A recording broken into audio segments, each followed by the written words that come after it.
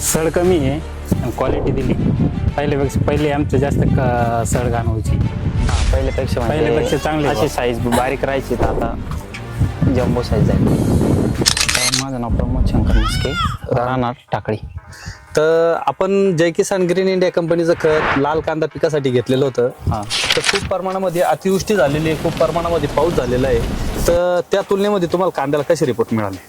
कांदा एकदम big size झालेला आहे. म्हणजे बऱ्याच शेतकरी बांधवांना आपण ज्यांना खतं दिलेत त्यांचे कांदे चांगले निघाले. बरोबर. तर तुम्ही काय सांगू इच्छिते याच्या बाबतीत?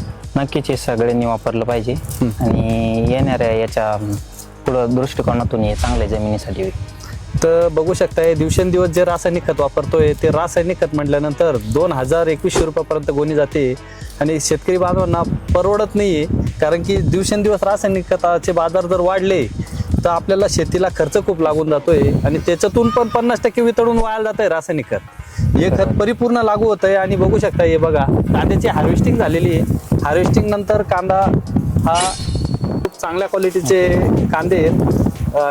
त्याच्यानंतर याच्यातून 50% माल अगोदर विरळून काढला गेलेला आहे, 50% विकला गेलेला आहे. त्याच्यानंतर हा शेवटचा उरसुरता माल आहे, म्हणजे 50% मधला 2 टप्प्यामध्ये लाल कांदे काढले जातात.